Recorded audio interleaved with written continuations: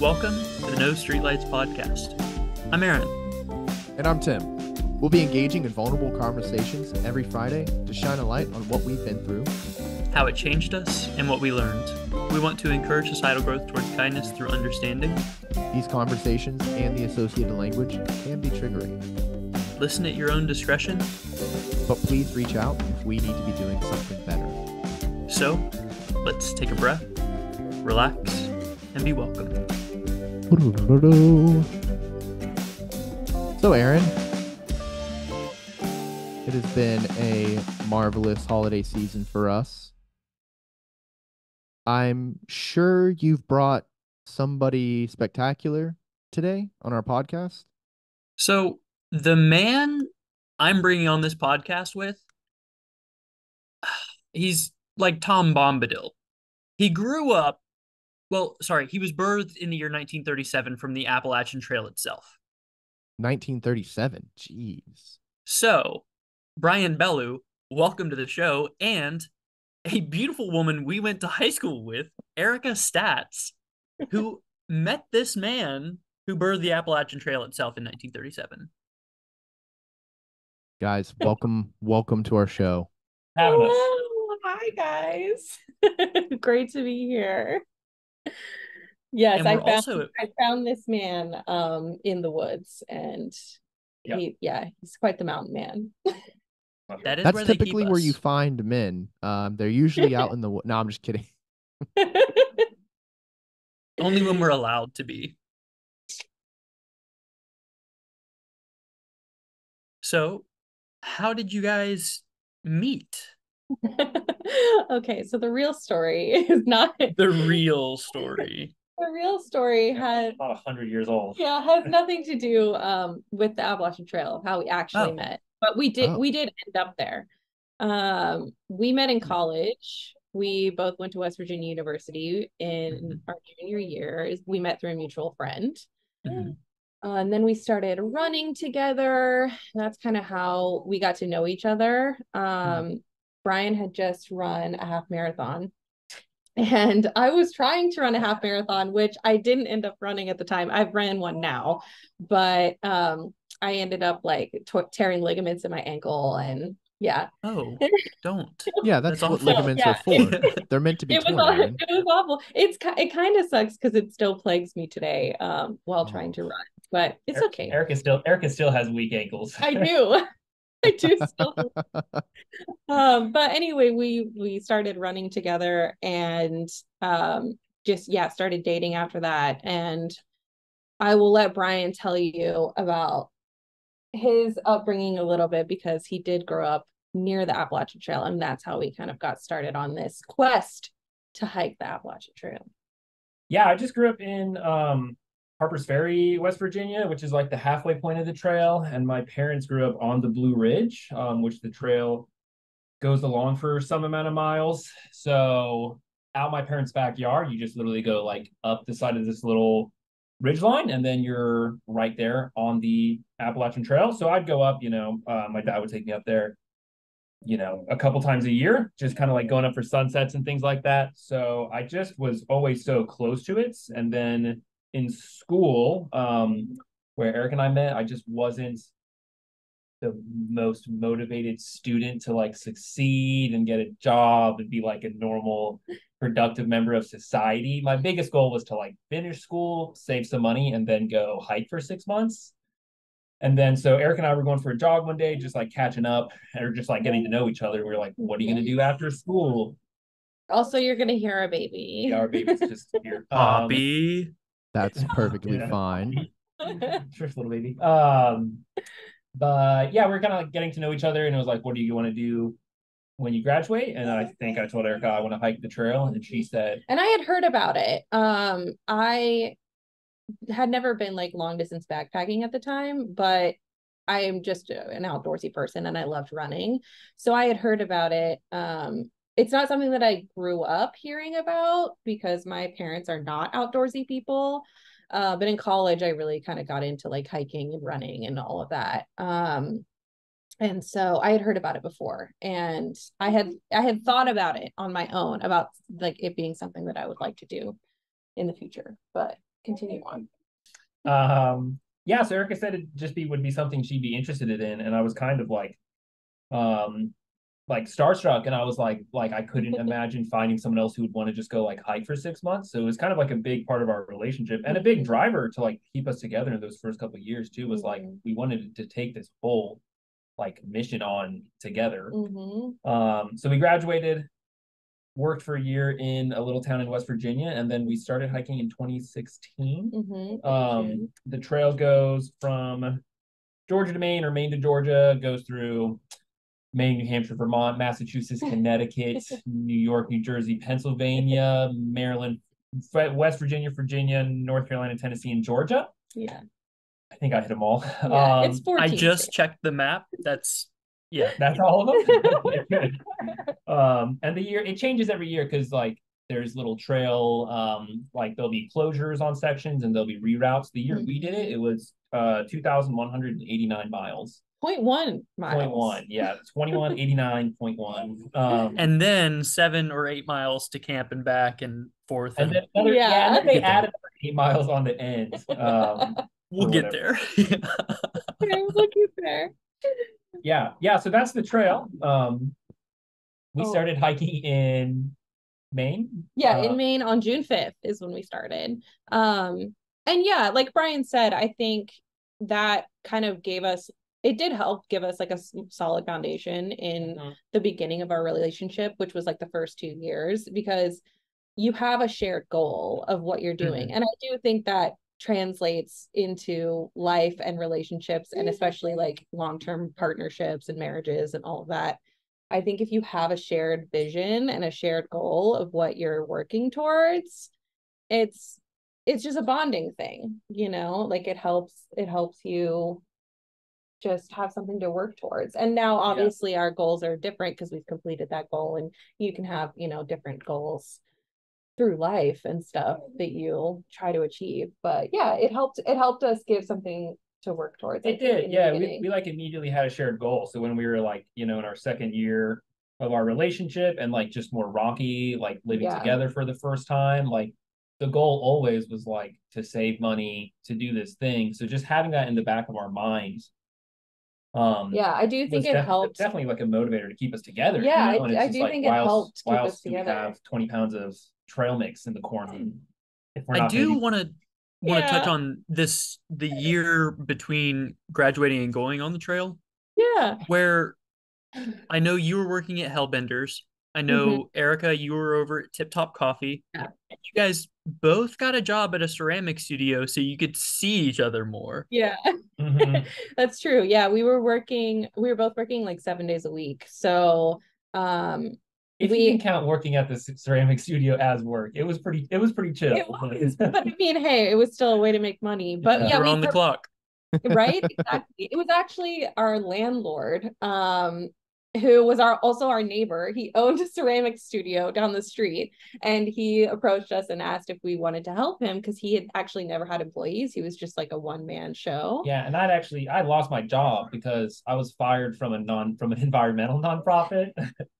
And so in between that and picking up a job at Hellbenders, you started working at the our landlord was like, "Oh, you like are looking for some work?" And I was like, "Yeah." And he couldn't give like full-time hours, but he definitely helped on the in-between and just helped out.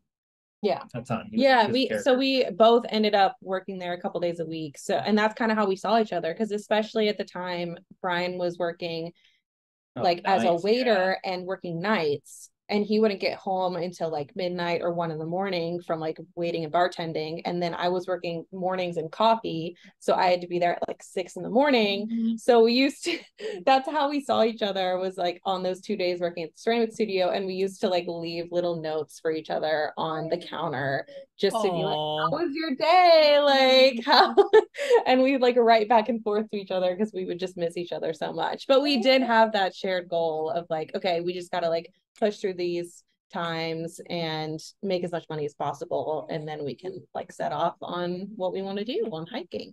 It's kind of like you two had like a long distant relationship almost, in a way.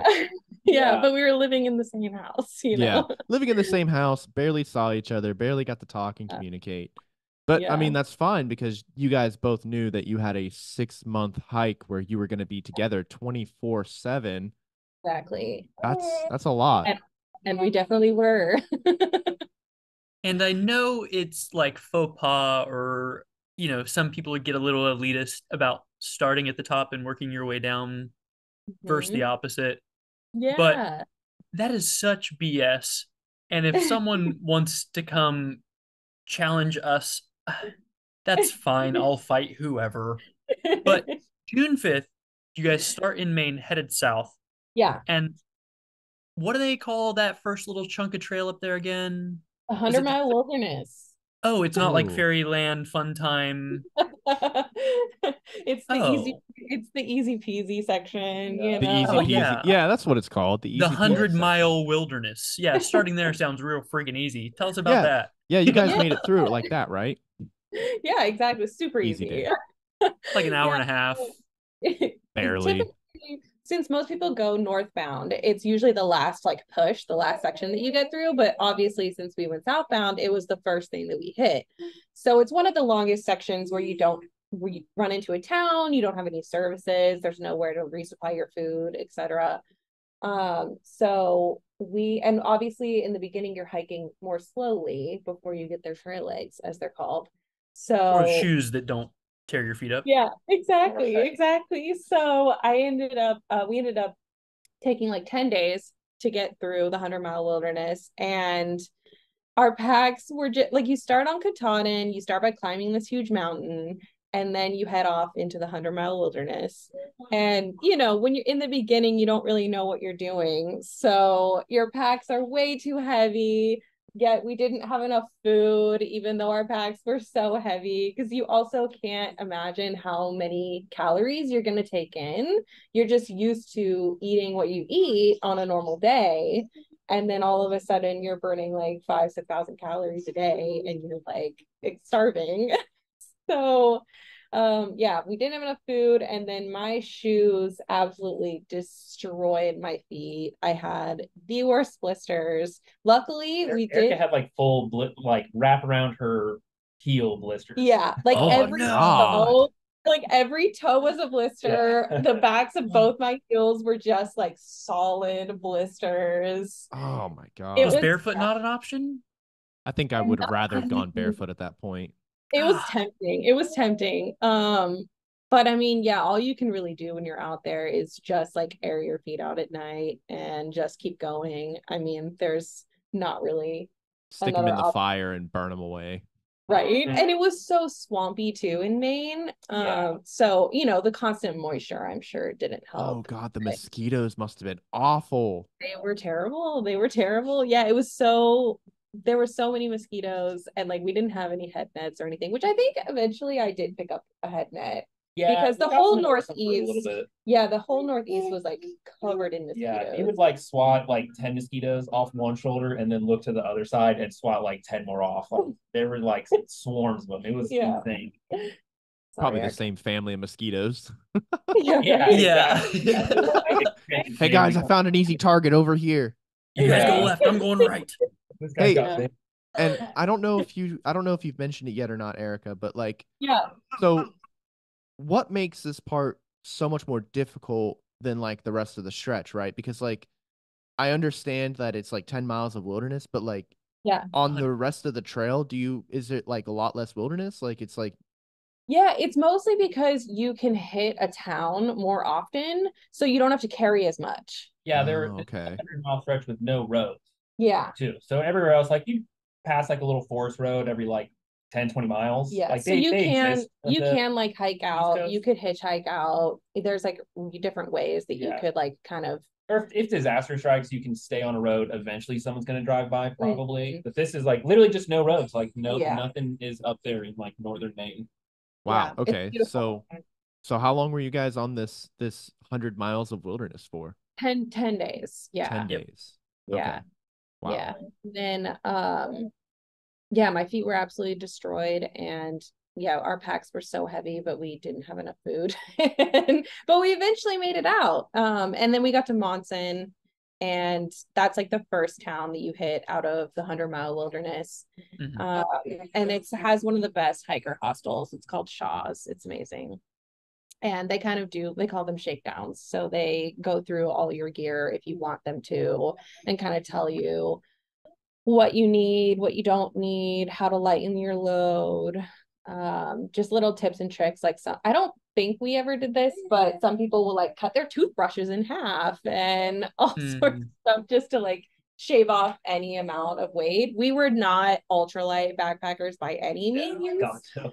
But we definitely, I wasn't trying to carry like 40-50 pounds on my back anymore. I think I got down to like 25 pounds, and I was like, yeah, this is good. Yeah, I think I would probably like not go for ultralight, but I'd be one of those people who's like, okay, I can remove the handle off this knife, which makes it worth carrying, and if I take the soles out of my shoes, if I cut all of the hair off of my body, I can save about 10 grams of weight. Exactly. Okay. And like, yeah, I think that's what I would be doing. My glasses, gone. I don't need to see. I'm in the wilderness. What am I going to look at? Trees? Right? Maybe the roots that are coming up. I'll find them when I trip. I do hear once you get through the 100-mile wilderness, you stop at Shaw's, you encounter this mythical poet.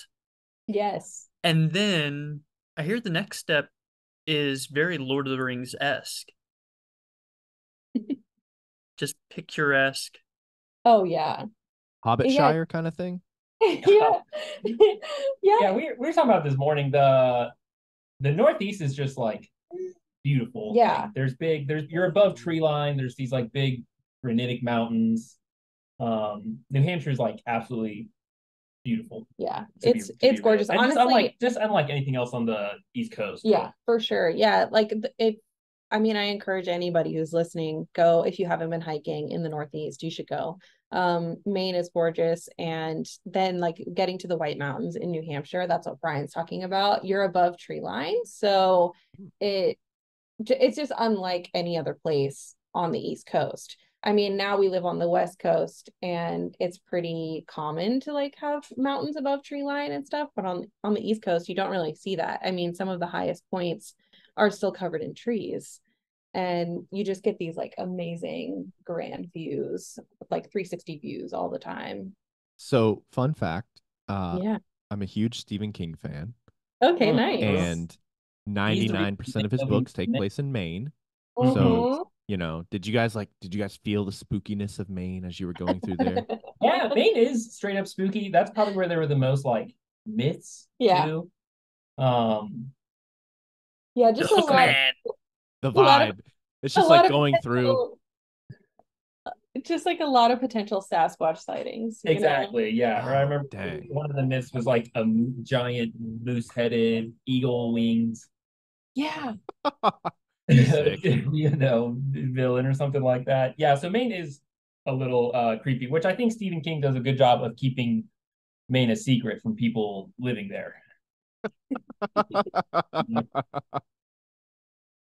You got to be a hardy soul to live in Maine. Yeah. Yeah, I believe that. That's where I plan on living one day. Oh, you totally should. It's beautiful. Absolutely. And I'm going to write 3,000 books about it. Yeah. Exactly. Yeah. To keep people out. As you should. To keep people out. Exactly. Yeah. So you guys get to, you said the White Mountains, right? Yeah. And there's Mount Washington is like a huge point on the trail, and it's in the White Mountains. It's known for like having some of the most extreme weather in the United States, for sure, if not the world. I think there's like some of the highest recorded wind speeds ever up there. But we managed to, and there's like signs everywhere that are saying, extreme weather, be careful, don't be afraid to turn around. But we were really fortunate, and we hit it on a great day, and it was like 75 and sunny. So yeah, it was nice. And not on the way up. On the way, the first mountain you hit is like Mount Adams, and you just go like straight up, like just stone steps to the side of the mountain, just like one long incline. And the whole day was like foggy. You couldn't see anything. We get to a hut that night, and then we're kind of just like fogged in. And then the next day, it like breaks out. We're super lucky. Like all the clouds break, and then we take our time in the whites just because it was like we could, and it was some of like the prettiest hiking on the trail. And the Maine and New Hampshire, like the Northeast was definitely just the hardest hiking too. Yeah. It's a kind of a theme on the Appalachian Trail, and anybody who's like a thru hiker will know on the AT, it's and the East Coast hiking in general, it's said that there are like no switchbacks. You just kind of like go straight up and straight down. And there are sections where they like pound like iron like ladder rungs into the side of a wall, and you just like, and they're like, this is the trail. Like, this is the trail now, and you're like, what? Yeah, and you're literally, I've done a couple of those. Climbing. But you said something about huts. Yeah, the huts in the White Mountains. So you don't have to bring anything. They're just like tiny mini hotels that are like, they have a full staff. They have like full lunch and dinner there. I think they probably do breakfast too. And so you can just go from hut to hut to hut without really carrying anything besides a day pack. And then they have everything there for like lunch, dinner. You can sleep there. So if you're like, they have like bunks and everything. Yeah. So if you have the means, you can just do the hut system without carrying all the gear on your back. Yeah, so if you want a luxury vacation, go do that. Yeah, do huts. But they would let hikers kind of sneak in for like a little menial labor. We would do dishes, we'd like sweep and mop, clean the dining room, and then we'd be able to just like sleep on the floor. So we just like throw our mat and our sleeping bag out. And we get some leftover food too. A nice place to stay. Yeah, had some leftover food. Super excellent. Nice. That was so great. How long into your 6-month trip is this portion? It's probably in like the first. It was in the second month. In the second month. Yeah. It took us like a month to get out of Maine. So you guys have been at it for a little while now then. Yeah. Yeah. Yeah. It was in our second month. And then after that we hit Vermont. It was super beautiful, but also really swampy and foggy. Vermont's just like really wet. But lush, like great, amazing evergreens and yeah. And just some nice little, like, I remember we had like the best pie we ever had in Vermont. Yeah. And I remember there's like they're hostels, so people like just host hikers. They're like little hiker hotels along the AT. And I remember this one person, like they quit being a hostel because it's a lot of work to like host hikers. It's always pretty cheap, so you're not making a lot of money. Yeah, not a lot of margin. But we were at a gas station in Vermont, and this person saw that we were hikers. You can tell we have huge backpacks. We look dirty. And he was like, yeah, I have a place. He's like, what direction you're going? We're going south. He's like, I have a place like, I don't know, 5-10 miles down the road. Yeah. He was like, I'll take your backpacks from you if you want to hike without your backpacks for 5 or 10 miles and then meet me at my house. And we were just like, yeah, sure. Yes, please. You guys weren't concerned that they were just gonna take your stuff and run off with it? Okay, that's like we were talking about that this morning. There's like such a culture on the trail. It's just a really trusting culture. Yeah. Where like I totally believe that this like random old guy we had never met before was just gonna take all of our belongings that we had at the time and not take them. Yeah, and surely we would see him again. And we did. And we hiked to his house, and he had like a for us to stay. I remember it was raining. We just like hung out on his porch, had some drinks, and just like hung out away from the rain and like slept in his backyard that night. Yeah. So nice. It's a really cool environment. It's a very, like Brian said, it's a very trusting environment. And there's a saying that I think is really true. It's the trail provides. The trail provides. Yeah. And people would always say that, like, whatever you need in life, the trail is going to provide it for you and everything's going to be fine. And it always was. Like, every situation that seems sketchy from the outside and we're telling stories and they seem sketchy, it always worked out. There's never a time where it didn't work out, which is crazy. And I know yesterday you guys were talking about how these first couple months were really truly arduous. And the thing that it was the little things, it was the trail magic that got you through. And that is the community. Yeah, it's just the community along the trail. People are constantly setting up like water caches so you can just fill your water and you don't have to filter it. And people would bring like coolers of beer and pop and like sandwiches out in the middle of the woods. And sometimes people would be out there and barbecuing and like they brought out a whole grill and they're just like, we made burgers, here you go. Yeah. It's like in the middle of It's crazy when it was like hot as all get out in like Massachusetts. We were like walking through a heat wave. There, I remember like a cooler of like watermelon and grapes, and there's like nothing better because we're like obviously like it's kind of miserable sometimes, and there's nothing to like raise your spirits, just like a cold like a soda, or like or a slice, fresh fruit. Oh man, like a life because you obviously are packing out all your food, you don't have any fresh food, everything is like prepackaged, whatever. So just having like some fresh fruit, oh man, it just hits. I can imagine a grape popping when it's like 100 degrees outside and it's been in a nice cool, iced out cooler. Yes. And it really does make you appreciate the little things in life. It's something can make you so happy. Nothing will make you as happy as like a cold drink after hiking for several days. Yeah, exactly. Without anything cold. And I know Vermont was super muddy. Did that change at all once you crossed into Pennsylvania? Yeah, Pennsylvania is like famously rocky. They call it Rocksylvania. Rocksylvania. I don't know, like, I don't know why it's so rocky. Yeah. I think it has something to do with like being at the range of like the glacial, like the glacial shelf or whatever. That's my guess, but that doesn't matter. Pennsylvania is super ancient rocky. history. Maybe it's just the style of music they like. Maybe they're just big into rock over there. Yeah, I mean, it kind of vibes, like Pittsburgh is the home of rock and roll right there. Yeah, it works. Like I stubbed my toes so many times in Pennsylvania, like it would just be like, boom, no, boom, boom. Yeah. Like if you stub your toe like 3 times in a mile, you're like, I'm done. Also, I just take the toe. That most people, like a lot of people wear hiking boots and like things like that to hike with. I've always been like a big minimalist shoe guy. Yeah. So like you could feel those pointy rocks, even just like stepping on top of them, like your feet just hurt. Yeah, like Brian solely wears barefoot shoes, and I do now too. But when you're hiking over really pointy rocks. Oh my god, yeah, that was miserable. Love Pennsylvania. There were some beautiful views in Pennsylvania. Yeah. The only other thing I remember, fuck those rocks.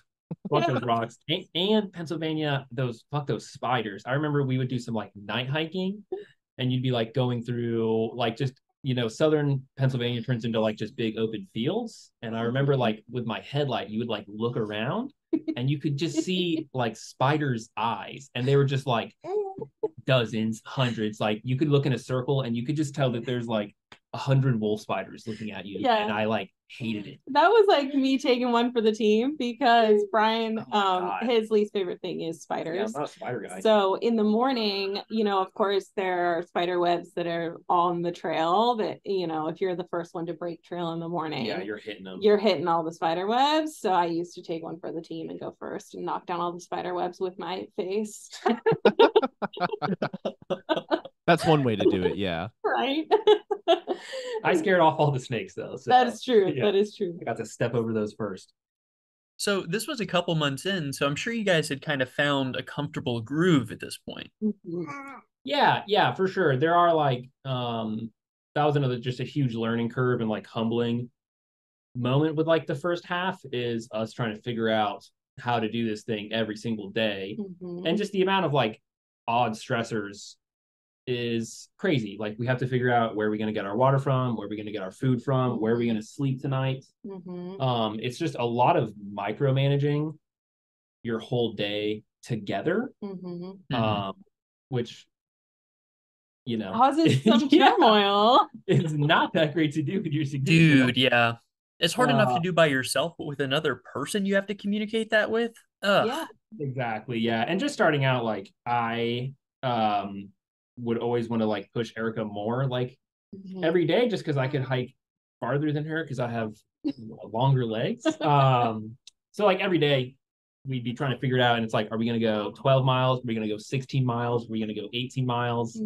And just trying to meet the difference of every day where it'd be like, I want to go 12. And it's like, well, I want to go 16. And it's like, and you also like, so there are shelters along the trail and there's like, and campsites too. So there's kind of goals that we're trying to reach every day. You kind of have to decide, okay, sometimes, there's like 6 miles between this campsite and the next campsite. So you have to kind of make a decision of like, okay, are we going 12 miles? Or are we going 18 miles? You know, so it's not like you can stop exactly when you want to.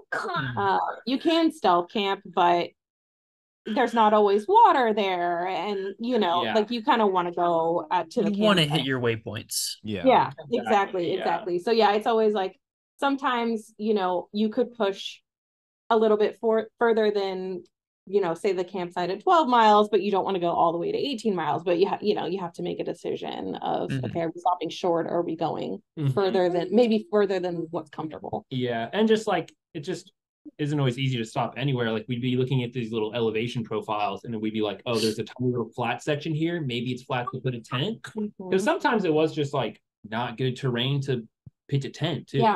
Like it would be kind of miserable.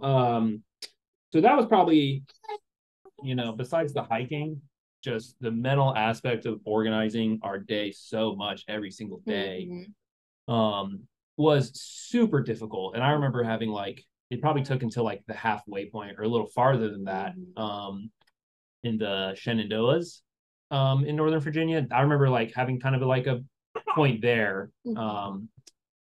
where I can't remember any details, but I remember being really upset, and I'm sure it was just related to us kind of like figuring out how we're going to do this together, which eventually we do. And I'm sure your feet hurt. And and like, right, I was probably hungry and thirsty. Maybe I had a headache. I don't know. And your partner was too. Being hangry out there is real. So yeah, eventually we figured it out, but it took like a solid 1,000 miles of hiking together before we were really like in the best groove that we were for the second half. And then the second half really, like, I feel like it was mostly great, besides like a couple of hiccups here and there. It was like we were past the halfway point too. Like we feel confident that we're going to finish. I'm not worried about like the stress of like, are we going to finish this year, or are we going to get pushed out into like January because we're going so slow, so yeah, we like really did hit our groove, but it took a lot of trial and error, and a lot of like, I'm sure happy and upset conversations in a tent in the middle of the woods. And probably cold. Oh wait, this was summer. So just smelly mostly, just the smell. Smelly, bugs. And there was a serious heat wave in Massachusetts that I'll never forget. It was like over 100 every day, and oh my god. We lost so much time because we tried to like siesta. So we would like hike in the morning, we would take a big afternoon snooze, and then hike in the late evening. But we never started hiking in the late evening again. The thing is, we just couldn't move again. So we would just be like done at noon. So we'd get like 6 or 7 miles in for a day, and we did that for like 3 days, and we were like, we can't do this anymore. We just have to hike through the heat. We have no willpower. I gotta imagine you guys probably aren't replenishing enough water too, so it's gotta be miserable. No. Oh yeah. It was so hot. Yeah, it was miserably hot. I remember bringing out like, we ate whatever we could from grocery stores. I remember like stupidly bringing out like a block of cheese too, and it was just like 100-degree heat. In like a Ziploc bag, and being like, well, we're gonna eat this now. Well, we got pocket cheese, so this is what we have. It's like half melted. It's got like lint to it. No, it was like literally like someone had scraped it off a pizza into a bag, and we're like, this is our lunch now. This is it. This is what we got, guys. Just hand. Yeah. I'd still eat it. Yeah. I'm a cheese. So, but I hear halfway was a pretty nice respite once you made it through that extreme north. Yeah, we were able to, my parents were super supportive the whole time. And just being from the halfway point, we were just able to, like, my mom came and picked us up at the Pennsylvania-Maryland border, brought us back to Harper's Ferry. And then we were able to, like, Erica took 2 days and hiked there's like 40 miles in Maryland. Yeah, it's kind of a challenge to do Maryland all in one go. I decided I didn't want to do that, so I split it up into 2 days because it's like 42 miles. I didn't do the whole thing, but I figured like we didn't have backpacks, we didn't have our big heavy backpacks because like they were going to be at our parents. So it is a challenge to try and hike like 42 miles in a day. The Maryland West Virginia border is kind of in the middle of like an incline. But you hit Harper's Ferry, which is like my hometown. So I ran from the Pennsylvania border to Harper's Ferry, which was like 41 miles, which is the farthest I've ever ran. So that was kind of, a fun challenge. And it's one of those things, like, I didn't really train for it. I had just been like hiking every day for 3 months. Yeah, your legs had built up so much ridiculous amounts of muscle that it was just like, you know what? You can do this. Right. And I was like, I think I can do it. Yeah. So I got to jog it, which was really fun. My dad met me for the last 3 miles is on the C&O Canal. So he was like biking beside me as I like jogged the last 3 miles. And it was really cool to like jog into my hometown. It was like sunset. And then just go home. And then the next day, like Erica still had mileage to hike, so I just supported her. We like started together, and his mom just picked me up halfway when I reached like 20 miles. I knocked out all the spider webs that morning. Yeah. Sure. I remember it. Yeah. And then, so the next day after he had gone like 40 miles, I finished and did the other 20 miles, and he had a rest day. Yeah, I got a rest day. And I remember very much needed. Yeah. And I remember like picking her up in Harper's Ferry. And I'm sure we took like a couple rest days just hanging out with my parents and did like our own little bits of trail magic.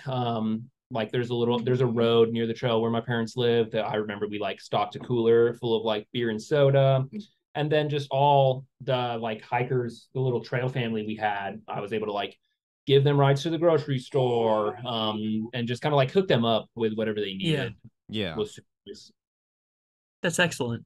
Yeah, you got to be the wizard this time. Yeah, it was really nice to kind of return that. And we've done that a little bit since we've moved out west. Some of those same people have hiked the Pacific Crest Trail.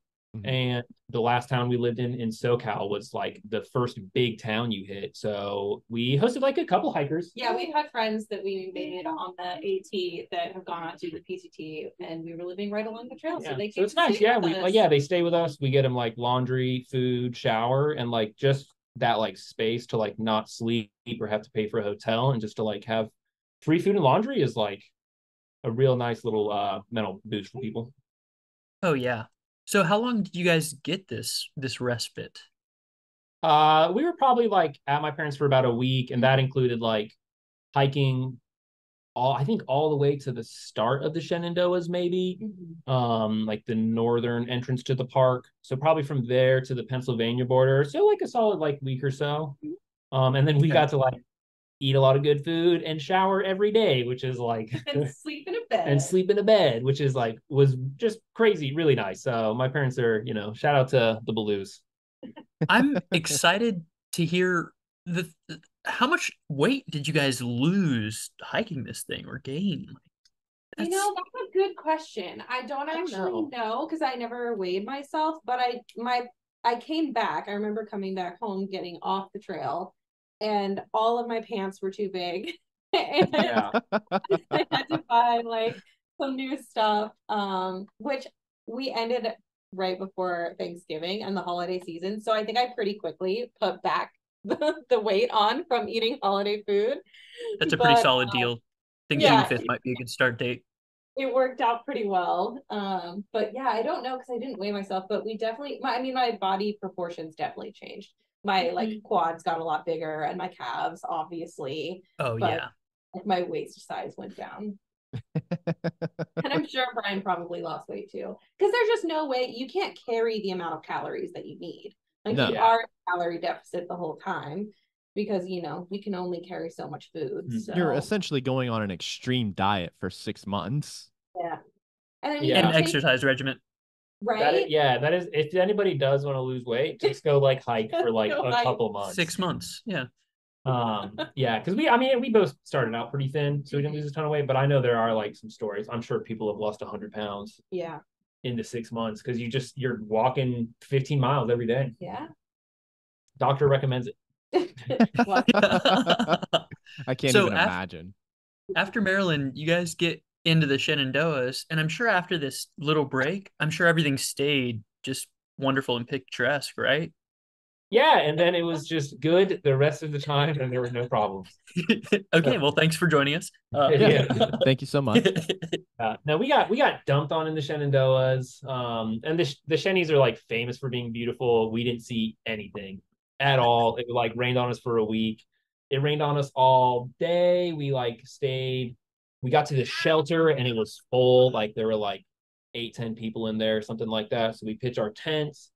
and there's like literally a puddle in it. And the next morning, so we go to this little like rest stop, or there's a name for them in the Shenandoahs. They're like way stations or something like that. I can't remember what they're called, but they're little like restaurants and just like stop offs that people can do when they're going. Yeah, and they have like exactly. They have like little laundry and little like minute market kind of deals. Waysides, that's what they're called. Oh, okay, waysides. But we just like got into a laundromat. I don't think we had any quarters to dry our stuff, but other people, I remember this one lady was like doing loads of laundry, and as soon as she took her drying out, I would just throw mine in, hoping that like my bag would get a little bit drier. And then residual heat. Yeah. And then, if it worked. But yeah, we definitely slept in a laundromat one night. I hung the tent up in like the showers next door to like dry off all night. Oh my God. The light was on the whole time. Yeah, but like so you had to like and we had that's some KGB torture stuff. Yeah. I had like my toboggan like pulled over my eyes just trying to sleep, and we had friends at the time who were like hiking about the same pace as us, and there was a lodge there in the Shenandoahs, of course, like a beautiful lodge, and they were trying to sleep. They were like trying to sleep in the basement or the hallway or something, or a stairwell or something like that, and got caught. And the security guard was like, "You have friends at the laundromat, like just get out of the lodge." Yeah. They joined us. Yeah. We were just lined up on the floor of the laundromat. Yeah. Well, after a week of just being saturated. Yeah, exactly. Yeah. It went from really nice showers and fresh bed every night to just being like right back to it. Like and when everything dirty and wet is soaked to the bone, it really does suck. Yeah. Yeah, because you just can't I mean, you probably can if you have all the right gear. We didn't have all the right gear. So like all of your stuff is just wet. Yeah. There's just nothing you can do. Yeah. It's unavoidable. Yeah. It's like Thanos. He's inevitable. It is inevitable. So the laundromat. How far were you guys hiking whenever you were trying to not drown? We were like probably trying to do like goodish days, like 15 to 20-ish miles. Yeah, we were cruising pretty well at that point. Yeah, the day to get to the laundromat though, we had lost all hope, and I think we hiked like a mile. Yeah, got to the laundromat and said fuck it. Yeah, it was just like this is it. We're dry for once. Yeah, it's raining outside. Yeah. Fuck, we're not moving. Yeah, so we gotta hang out there for a day, and then we just kept going south. So Virginia was really beautiful too, like Southern Virginia. There are ponies in the Grayson Highlands. Yeah, wild ponies. Wild ponies. Wow. Wild ponies. Go check it out. And Mount Rogers is the highest point in Virginia. We got to hike that. Damascus is a big trail town in Southern Virginia. It's like where they have trail days every year, where like all pass through hikers come together, and it's like a big trail party.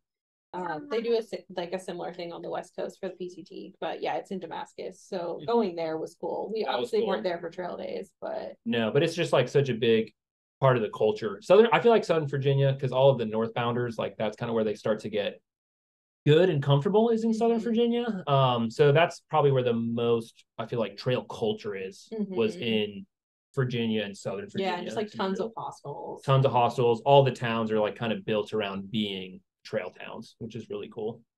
Well, if I had to guess, I would say there's probably about 550 miles of the Appalachian Trail. Not that I referenced a map before we recorded or anything. I was going to say 562, but yeah, and I think because it's a mile too, right? Yeah, it's like a third of the trail is Virginia. So it's just Virginia is like a big part of it. So it was nice. It was nice getting through Virginia too, because then we hit the southern border, and then there's really just like the Smokies. You're along the North Carolina-Tennessee border for a little bit, and then you hit Georgia.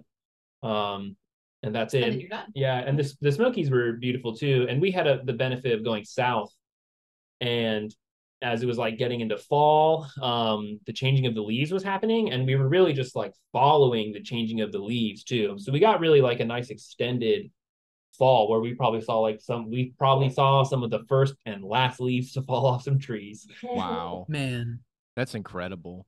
I can't even imagine. It was beautiful. Yeah. It was, hitting the Smokies in the fall was really, really beautiful. Yeah, really beautiful. Really cold too. That's probably the closest we came to quitting too, just physically. I remember we stayed at some little like hiker shelter. And the next morning, I remember giving Erica a look and just being like, I'm so done. Yeah. I'm so cold. Yeah, we were like, we are so cold. I don't know if we can go on. But we knew too, if we just pushed through the Smokies, you would get to a lower elevation. Yeah, we just had to get out. The Smokies are so high. It was freezing. Yeah, and then I can't remember the name of the shelter, but we did get out of the Smokies and stayed at Standing Bear Farm and another little hostel, and they served us bear stew. Like, yes, I think it was roadkill black bear. Yep. Wow. An experience. So, I've heard that bear is actually really good. Yeah, it wasn't bad. It tasted like beef stew. It's just like bear's supposed to be a little gamey. Yeah, really fatty from what I've heard too. It melts away. Right. I think the way you cook it is in a stew. Yeah, to kind of like break it down. Yeah, it's just fun to say we ate bear. Yeah, that's fascinating. So how cold was it when you guys were like aching? It was freezing for sure. I remember our water bottles being frozen. Yeah, like it was. Was it like in the teens? It must have been in the teens at night. Yeah, that's what we're gonna say. For the podcast, maybe even colder for all you. Oh yeah, maybe sub-zero. Yeah, it was actually negative 32. How many feet did you lose, Brian? Did you lose like 7 of your feet that day from frostbite? I lost 10 of my 20 toes to frostbite. Yeah, that's insane. That's insane. Some Mr. Deeds stuff going on here. Yeah, that's pretty. The black toe. Or the black whole foot. The whole foot, right? Yeah. Go ahead, man. Go to town. So, like, because that does raise an interesting question. Did you guys have like a thermostat or anything to like check the temperature you guys were in, or are you guys kind of ballparking based off of what you felt and kind of comparison? Oh, just ballparking. Just ballparking. Because it wouldn't make sense for you to be carrying around like a weather thermometer or whatever. No. You guys got like your iPhones or something to check the weather? Well, okay, so we were talking about that today too. I didn't have an iPhone. Yeah, Brian didn't even have a smartphone. I was late to the game with the smartphone. Yeah, he was still like talking like your goal was to hike the AT. Yeah. Yeah.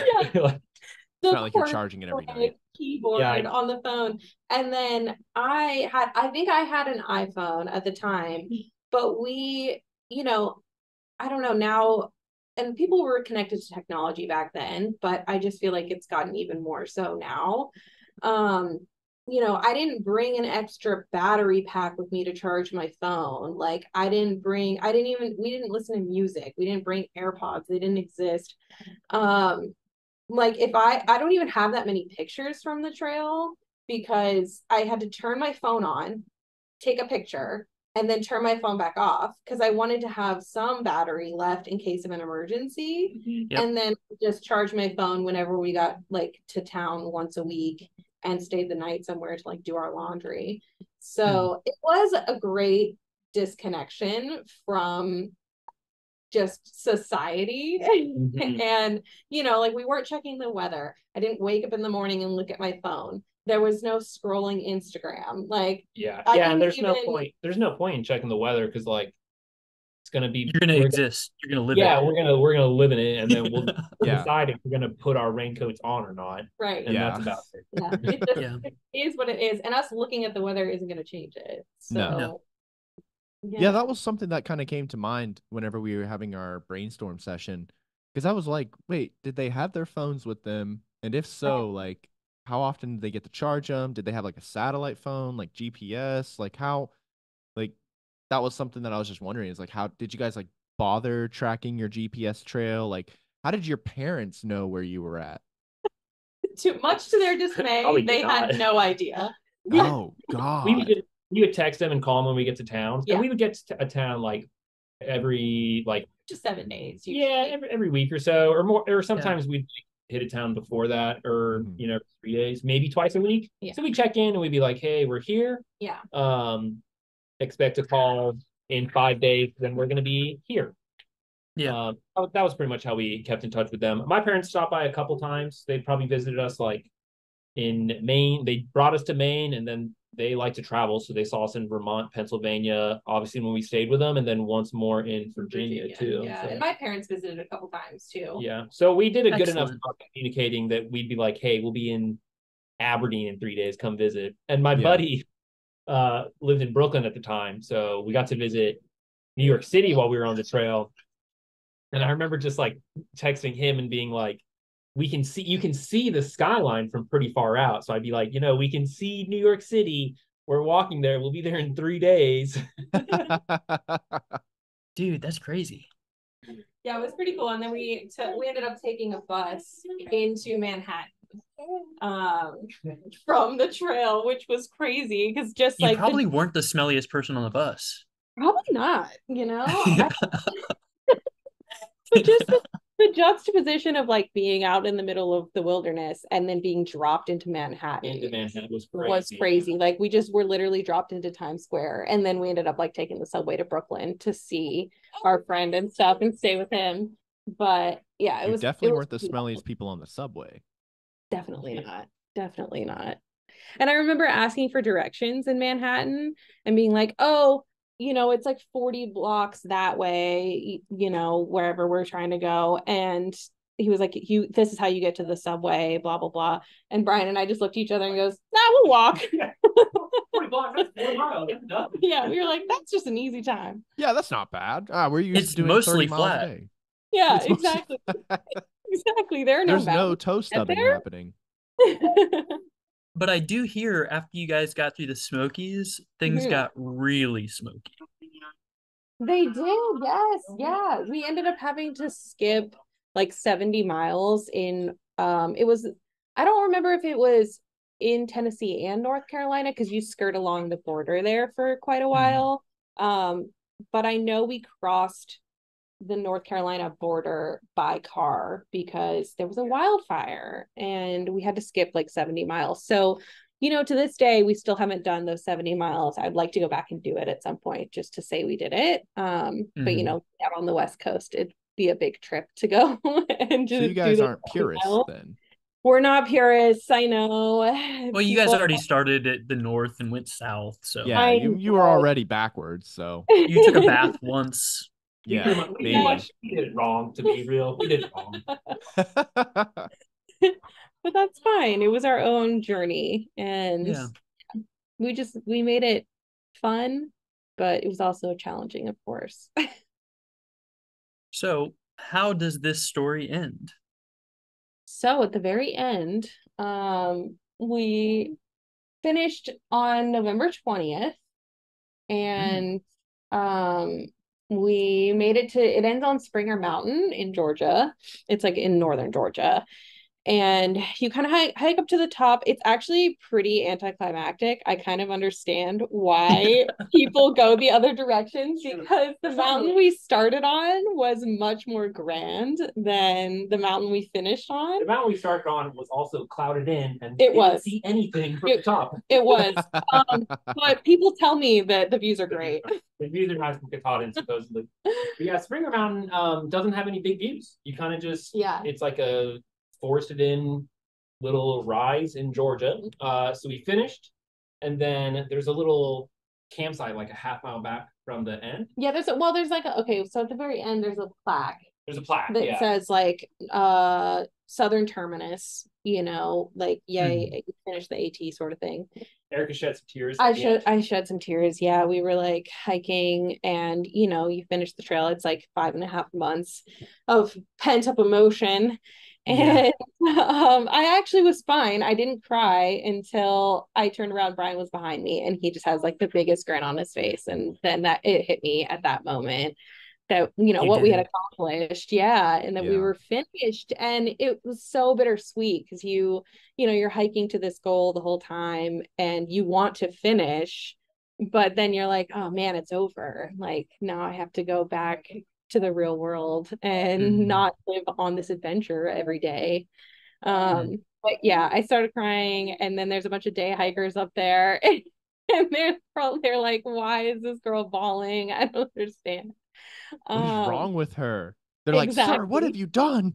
Exactly. And then some guy looks at me. He's like, did you just finish through hiking? And I was like, yeah, we did. And so he's like, can I take your picture? And I was like, yeah. So he took our picture for us, and our picture that I sent you guys at the the southern terminus is from a nice man up there who is a day hiker. There's like a twig sticking out of your hair and like mud all over you. Pretty much. Holes in all your clothes. Yeah, One literally. of the things that really shocked me was like I could see happiness behind your guys' eyes in all three photos. The beginning, middle, and end. I was like, I was not expecting that because when/if I ever do it, yeah, I'm gonna look way angry. I'm gonna look.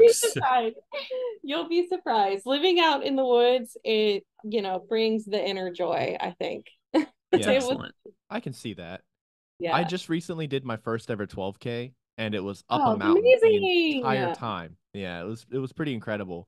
But it was up a mountain the entire time, right? Mm-hmm. And Vesuvius, was it? Yeah, Vesuvius. And I'd That's been so cool. It was pretty awful. But we had trained, right? Like we had trained for this. Like we were able to bust out a 12K on our own. And I was like, oh man, I felt so good. I felt so confident. I'm looking at all these other people and I'm like, yeah, like, we got this. Yeah.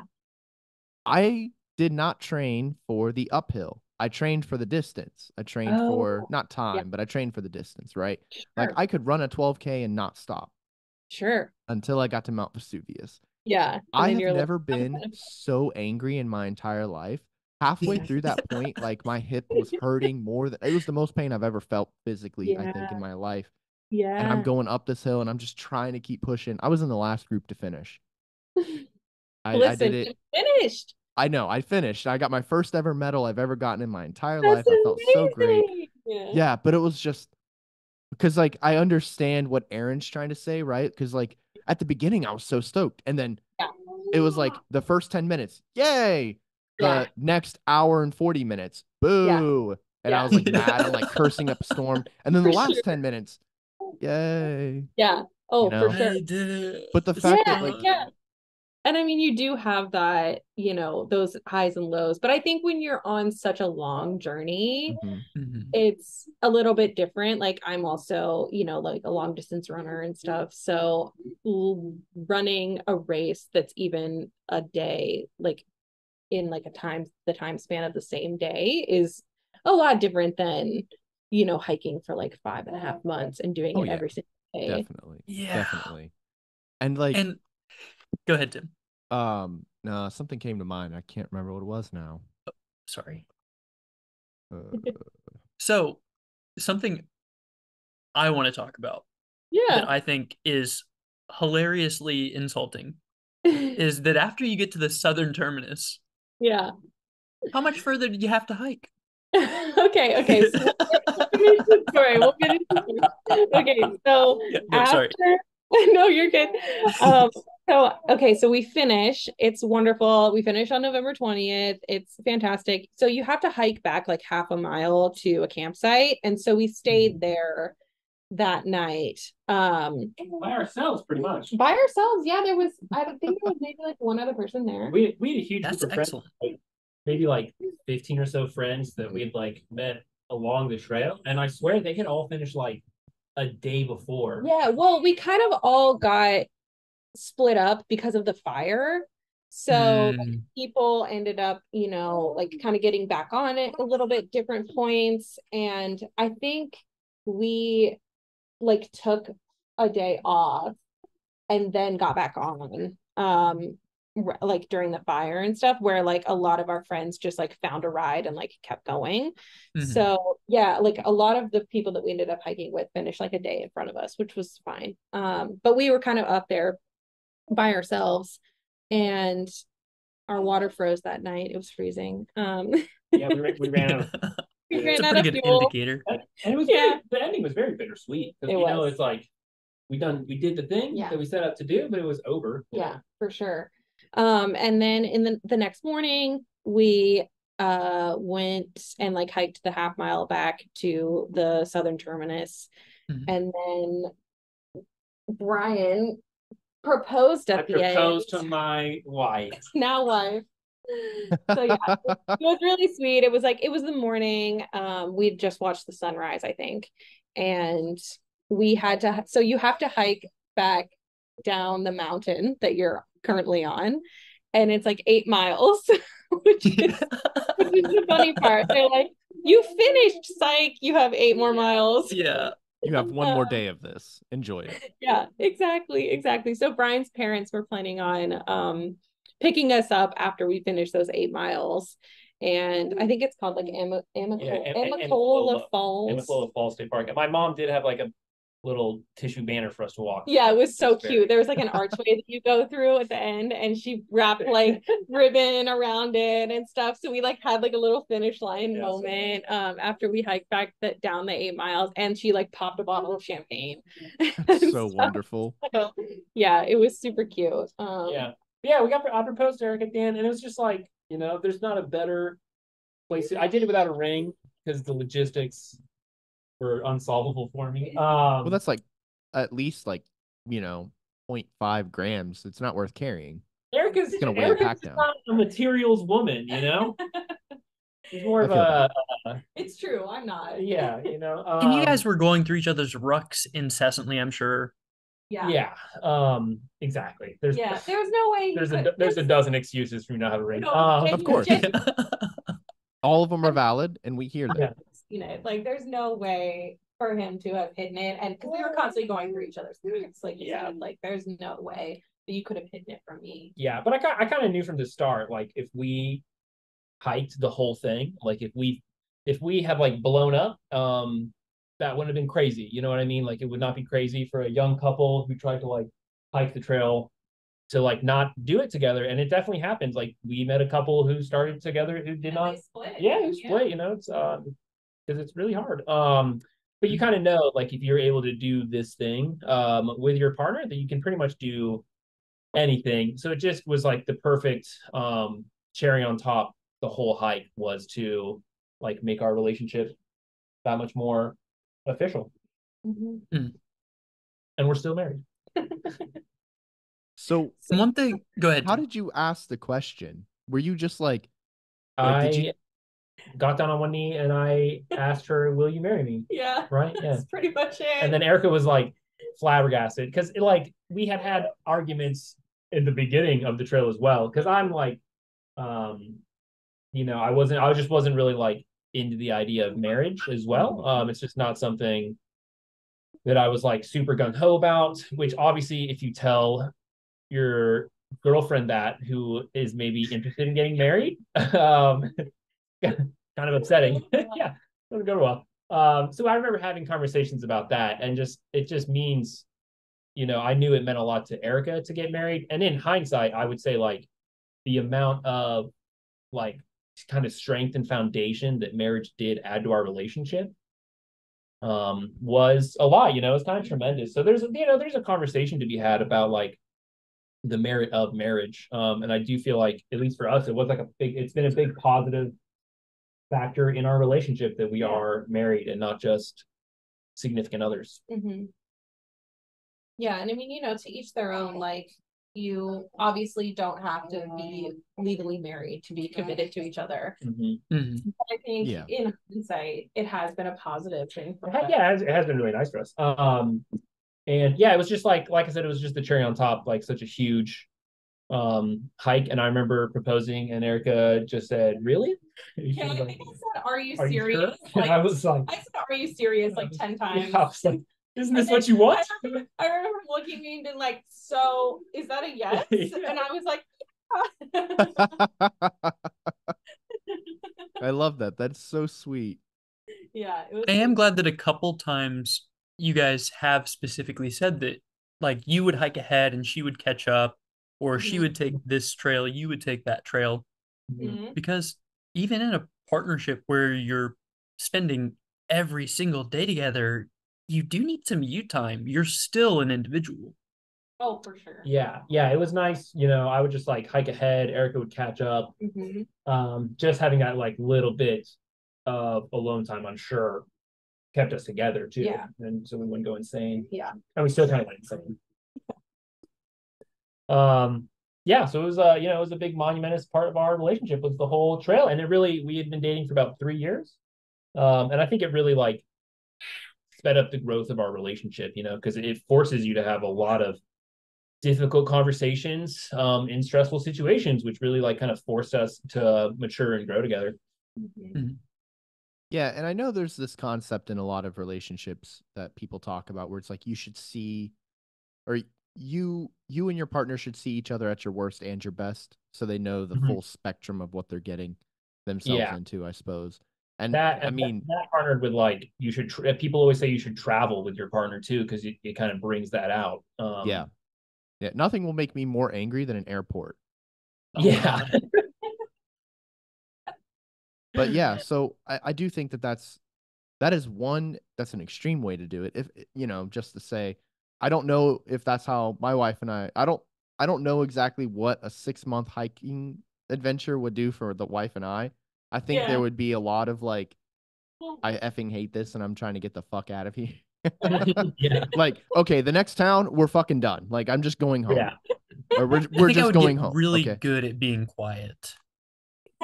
Yeah. I think that's one of the skills you have to really cultivate, is just being real quiet. Yeah, see, I'm a super patient individual, right? Like I can wait out and hold my tongue and everything. I have a very good ability to do so. But like, oh my God, I don't like hiking. Right.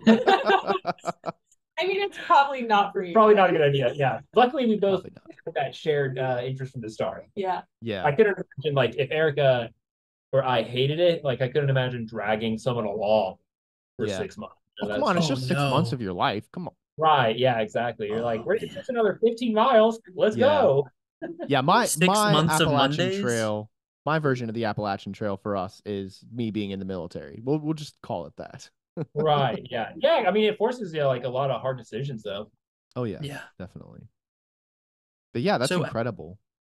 How was your guys' hygiening during this time? How often did you get to take a shower? Yeah, we probably hit a town like once a weekish. So we would hit a town, maybe hit a hotel or a hostel. And that would be like our one shower a week. Wash our clothes and then resupply our food. I probably wash my face in the morning, brush your teeth every morning. Yeah. A lot of hand sanitizer. Like, in terms of hygiene, like there's outhouses at a lot of like little shelters, or like you poop in the woods a lot. If we would camp, I would and just a nice little camping recommendation if you're backpacking, I would like dig a hole the night before. Yeah. So I'd have like, a nice hole to go to after for my that AM BM. Yep. Exactly. Thinking ahead, man. Yeah. That's the way to do it. You don't want to be thinking about that in the moment. Oh, exactly. No. Yeah. And like you have like this tiny little shovel, and not all ground is built the same. Mm-hmm. And like a couple rocks, and you're like, so you don't want to be, in the moment and be like, oh, I can't get a hole. I can't get a good hole enough, and all of a sudden you're just like sleeping on a log. Like you want to dig a deep hole. This tree is better than nothing. It's gonna work. That is L&T, leave no trace. Policy right there. Out there, I think. Like while we were on trail, obviously we had toothbrushes and little toothpaste, and then I brought some probably face wipes. Yeah, which like that gave me life, just being able to like wash off my face in the morning.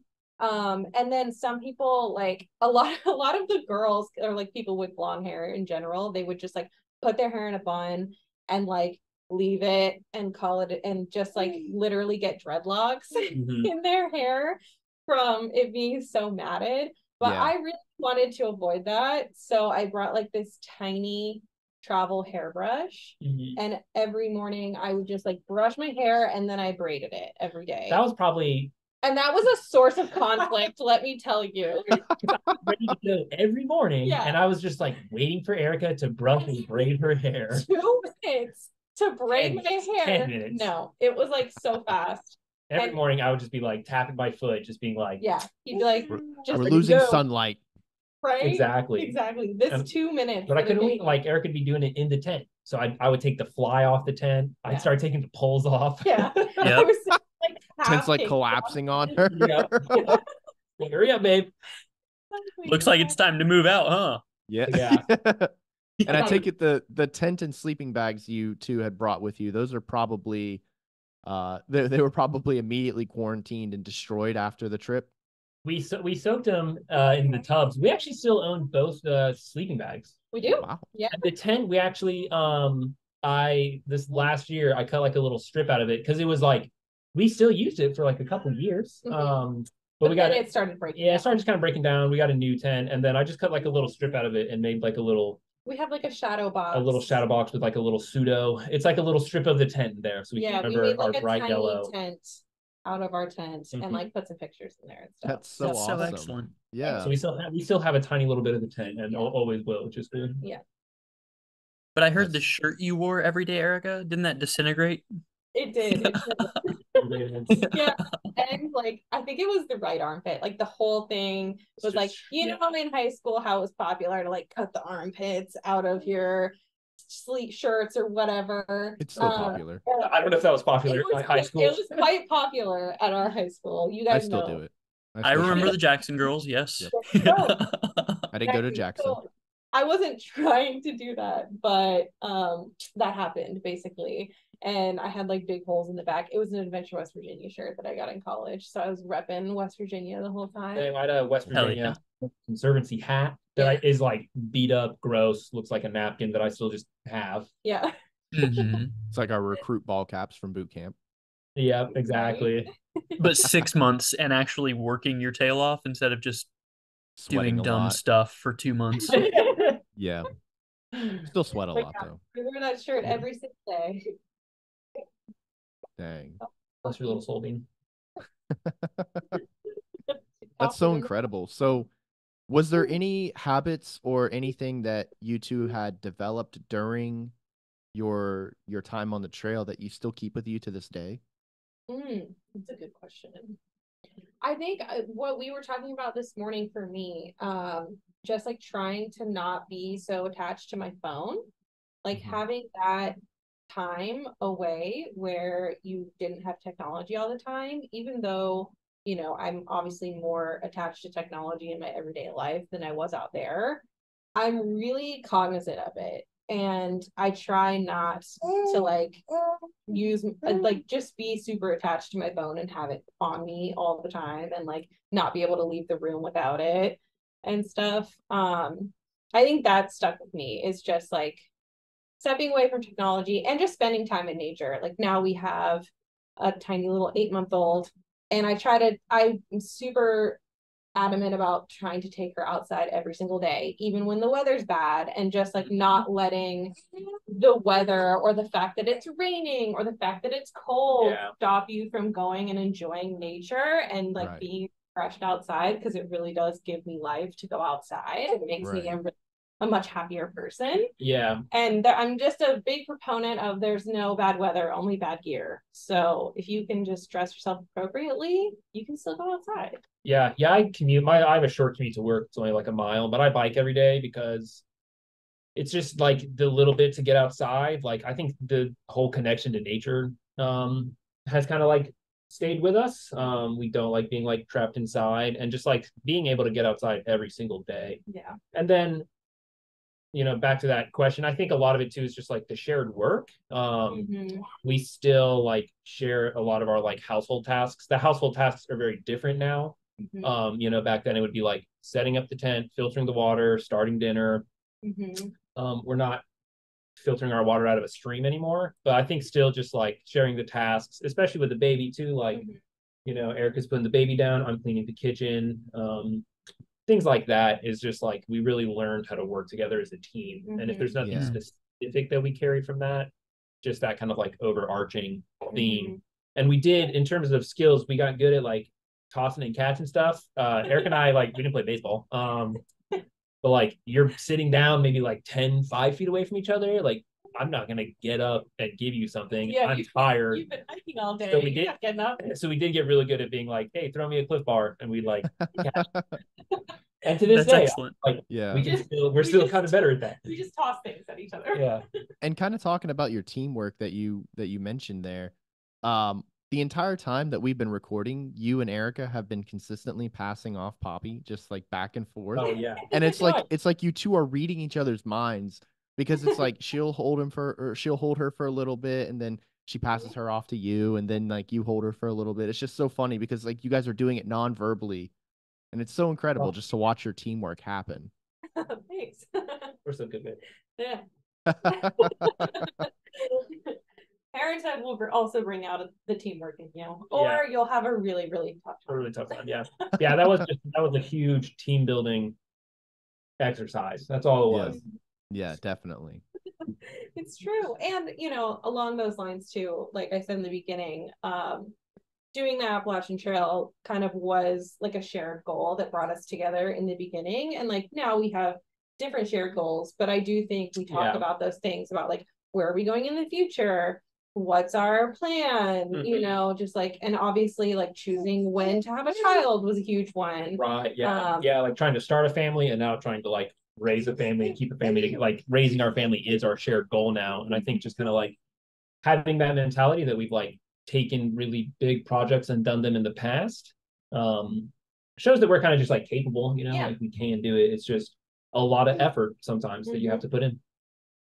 Yeah, definitely. So I think we're definitely reaching the end of our episode here. Before we sign off, Brian, Erica, is there any last things that you want to say? Go outside with people that you love. Yeah, we are organic beings. We're not meant to live in our houses, which are just skeletons. Exactly. Yeah. Organic beings, you got to the sun has to hit your face every single day. Yes. Or you quit making serotonin. So, yeah. Exactly. Yeah. Go outside, go on a hike. Even Tim, I know you don't like it, but just go on a little walk. Yeah, don't go for a hike. Just go for a walk outside on the trail. Or get a bike. I've got rollerblades. Yeah. Because my knees hurt and I'm old. Yeah. But so Brian, Erica, Brian, thank you for joining us. Yeah, thanks for having us. Yeah, thanks for having us. Feel free to shoot any questions our way. Yeah, if anyone's planning on hiking any long distances, feel free to reach out. Yeah, reach out. Look for some trail magic that Brian and Erica are going to be leaving around. And a huge thank you to you, the listener. This has been Aaron and Tim with Brian and Erica. And Poppy. And Poppy, of course. Hi, Poppy. A huge thank you to Highland Markle for the original music. Share this episode with a friend. Or anyone who could benefit from it. Leave a comment below if there's a topic you want to hear our take on. All pertinent links can be found in the episode description. Be good to yourselves and each other. We love you. Bye. Bye. Thank you guys so much. One.